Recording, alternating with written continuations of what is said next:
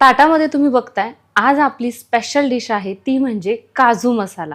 अर्थातच काजू मसाला म्हटलं की आपल्याला असं वाटतं की हॉटेलसारखी चव घरच्या घरी येत नाही, पण तीच हॉटेलची चव घरी कशी आणायची ते आज आपण पाहणार आहोत. चला तर मग अजिबात उशीर न करता रेसिपीला सुरुवात करूयात.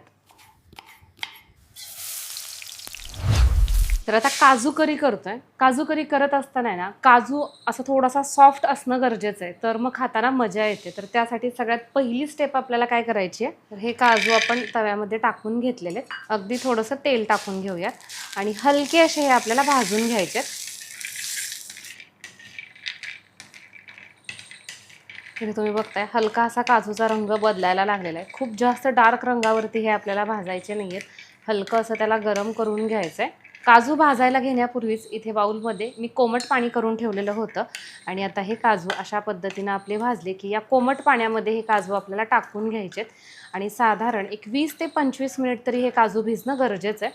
असं केल्यामुळे काय होतं, काजूला एक छान असा सॉफ्टपणा येतो. मग काजूची भाजी खाताना असं दाताखाली कडकपणा जाणवत नाही काजूचा, तर छान मऊसूद असे ते लागतात. आता काजू भिजत आहेत तोपर्यंत आपण आपली पुढची तयारी करूयात. त्यासाठी इथे मी 2 मध्यम आकाराचे कांदे उभे चिरून घेतलेले आहेत आणि हे आपल्याला भाजून घ्यायचे आहेत.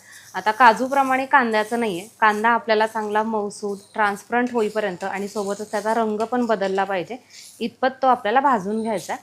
कांद्याचा जर कच्चेपणा राहिला ना तर मग भाजीला मजा येते. आता या कांद्यामध्ये आपण तेल टाकून घेतोय. साधारण 1 ते 2 चमचे तेल टाकून घ्यायचं आहे आणि आता आपण याला चांगला भाजू देऊयात. कांदा चांगला मऊ झालेला आहे, सोबतच याचा रंग देखील बदलला. आता याच्यामध्ये आपण टाकत आहोत एक मोठ्या आकाराचं टोमॅटो. ते असं उभं कट करून घेतलेलं आहे, हे सुद्धा आपण चांगलं भाजून घेऊया. टोमॅटो सोबतच याच्यामध्ये आपण लसूण टाकून घेत आहोत, त्याचबरोबर आलं.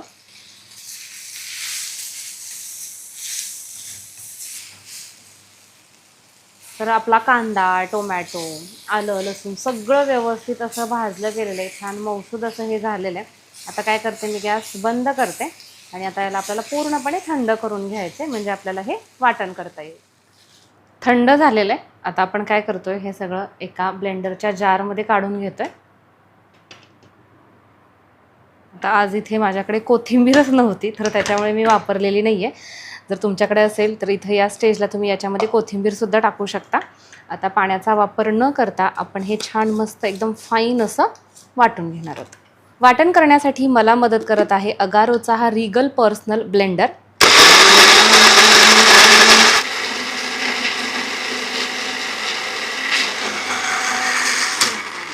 एकदम छान फाईन अशी याची आपण पेस्ट तयार करून घेतलेली आहे. तुम्हाला सुद्धा जर माझ्याप्रमाणे हा ब्लेंडर हवा असेल तर याची लिंक डिस्क्रिप्शन बॉक्समध्ये देत आहे, चेक करू शकता. गॅसवरती आपण पॅन ठेवलेला आहे, यामध्ये तेल टाकून घेऊ. साधारण 2 ते 3 मोठे चमचे मी तेल टाकून घेतलेले. आज आपण ही काजू करी घरगुती साहित्यातच पण हॉटेलच्या पद्धतीनं करतोय, तर त्याच्यामुळे काही गोष्टी लक्षात ठेवणं गरजेचं आहे. जसं की पहिली टिप मी काजूच्या बाबतीत सांगितलेली आहे की ते कोमट पाण्यात आपल्याला भिजत ठेवायचे, त्यामुळे ते सॉफ्ट होतं. आणि आता दुसरी टिप ती म्हणजे याच्यामध्ये आपण खडे मसाले अर्थातच वापरतो, पण काय होतं याच्यामध्ये आपण जे जिरं टाकतो की नाही, ते रेग्युलर जिरं टाकतो. तसं न करता जेव्हा कोणतीही भाजी आपण हॉटेल स्टाईल करतो त्यावेळेस हे अशा पद्धतीचं शहाजिरं बाजारात म्हणजे किराणाच्या दुकानात मिळतं, तर तेच टाकायचं. त्याचा फ्लेवर, त्याची चव ही आपल्या रेग्युलर जिऱ्यापेक्षा वेगळी असते.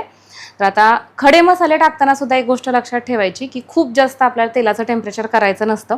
अगदी कोमट तेल झालं की त्याच्यामध्ये खडे मसाले टाकायचे. थोडासा वेळ घेतात ते परतण्यासाठी, पण त्याचा जो सुगंध आहे किंवा त्याची जी चव आहे ती अशी पूर्णपणे रिलीज करतात त्या भाजीमध्ये. जिरं 1 चमचा. आता इथं मी खडे मसाले टाकते. त्याच्यामध्ये तमालपत्र आहे, दालचिनी आहे, स्टारफूल, काळी मिरी आणि लवंग. बेसिकली जे खडे मसाले आपल्या घरामध्ये असतात ते आपल्याला याच्यामध्ये टाकायचे. असे हे परतवून घ्यायचे.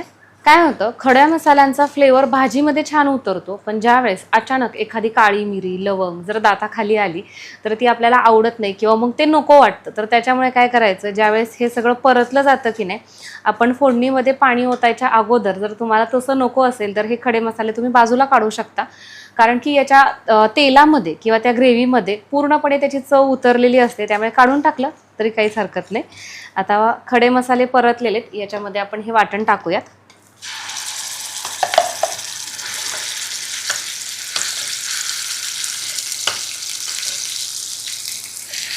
कांदा टोमॅटो आपण जरी भाजून घेतले असले तरी सुद्धा इथे या तेलामध्ये सुद्धा ते जास्त वेळ परतणं खूप गरजेचं आहे.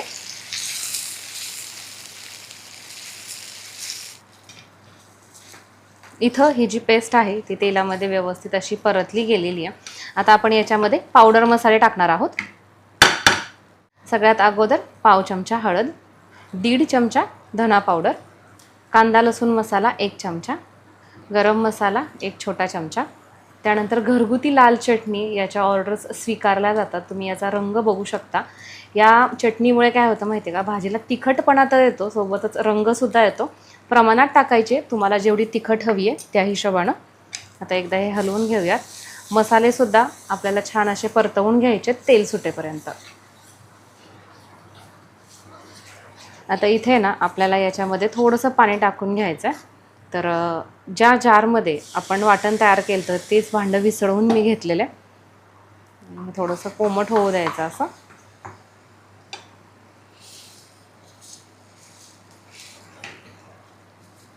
हॉटेल स्टाईल काजू करी आपण ज्यावेळेस खातो ना, तर त्यावेळेस ती भाजी खाताना असा एक वेगळ्याच प्रकारचा सॉफ्टनेस किंवा आपण त्याला रिचनेस म्हणू शकतो तो लागतो, पण तो कुठल्या पदार्थांनी येतो तेच आपल्याला समजत नाही. तर हॉटेलवाले काय करतात, याच्यामध्ये ना फ्रेश क्रीमचा वापर करतात.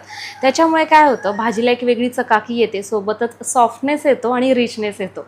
आता घरगुती जर आपण करणार म्हटलं तर त्या फ्रेश क्रीमचं पाकिट असतं एवढं, ते असतं साधारण 80 ते 90 रुपयाला, आणि ते एकदा फोडलं की 3 दिवसाच्या आत संपवावं लागतं. मग 3 दिवसात काय काय भाज्या करणार. तर त्याच्यासाठी एक छान असा पर्याय माझ्याकडे आहे, तो म्हणजे इथं ही साय. फ्रेश क्रीम ही दुधाच्या सायपासूनच तयार करण्यात आलेली असते आणि ती तर फ्रेश अशी आपल्या घरामध्ये अवेलेबल असतेच. इथं तुम्ही बघू शकता चांगली घट्टसर अशी ही साय आहे. मी याला फ्रीजमध्ये ठेवलं होतं, त्यामुळे त्याला अशा पद्धतीचा घट्टसरपणा आलेला आहे. आता आपण ही या ग्रेव्हीमध्ये टाकून घेतलेली आहे आणि ही साय टाकल्यानंतर गॅसचा फ्लेम असा मोठा करायचा आणि छान असं याला हलवून घ्यायचं. अगदी थोड्याच वेळेत तुम्हाला एक वेगळ्या प्रकारची चकाकी आपल्या ग्रेव्हीला आलेली दिसेल. इथं तुम्ही बघताय असं छान, म्हणजे मगाशी ज्या पद्धतीनं आपली ग्रेव्ही दिसत होते ना, त्याच्यापेक्षा अर्थातच थोडीशी वेगळी ही आता दिसायला लागलेली आहे.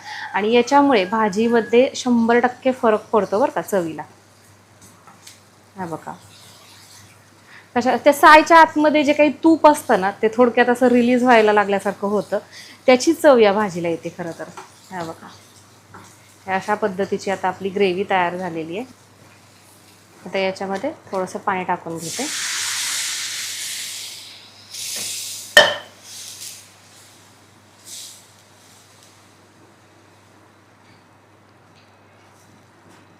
इथं आपली ग्रेव्ही तयार झालेली आहे आणि तोपर्यंत हाताला सुद्धा खूप छान मस्त सॉफ्ट असा हा काजू जाणवतोय. आपण हा ग्रेव्हीत टाकून घेऊयात आणि हे पाणी अर्थातच आपण गरम केलेलं होतं अगोदरच, ते आता नॉर्मल झालेले, ते सुद्धा याच्यामध्ये गरजेनुसार टाकते. जर तुम्हाला काजू मसाला करायचा असेल ना तर थोडासा घट्टसर करायचा, आणि काजू करी करायची असेल तर थोडीशी पातळ करायची.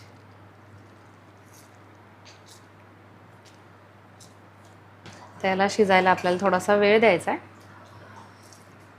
त्यामुळे मी आणखीन जास्त थोडं पाणी टाकते, कारण की शिजल्यानंतर ते थोडंसं आटेल.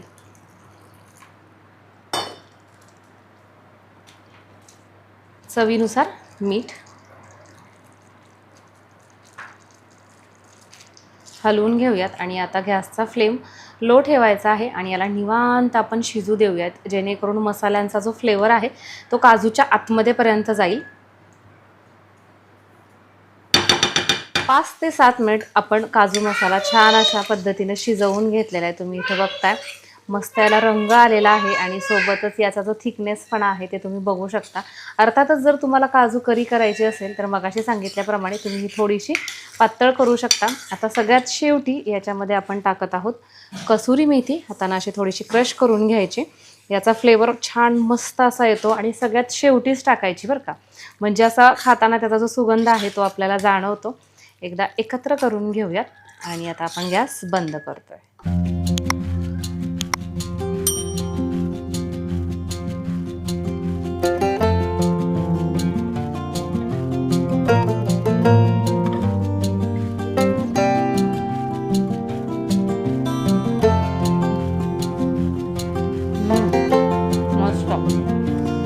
छान असा फ्लेवर येतो माहिती आहे का, भन्नाट अशा चवीचा हा काजू मसाला झालाय.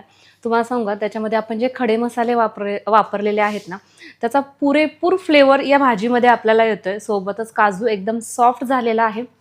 ग्रेव्ही जी आहे त्याला एक मस्त रिचनेस आणि जो तुम्हाला सॉफ्टनेस सांगितला होता तो सुद्धा अगदी सेम तसाच आलेला आहे, ज्या पद्धतीनं आपण हॉटेलमध्ये खातो. चला तर मग आता घरगुती पद्धतीनं आपण घरच्या साहित्यामध्ये तयार केलेली ही काजू मसाला घरी नक्की ट्राय करा आणि ट्राय केल्यानंतर कसा झाला होता हे मला कमेंट करून सांगायला विसरू नका. परत भेटूयात अशाच छानशा रेसिपीसहित. तोपर्यंत बाय.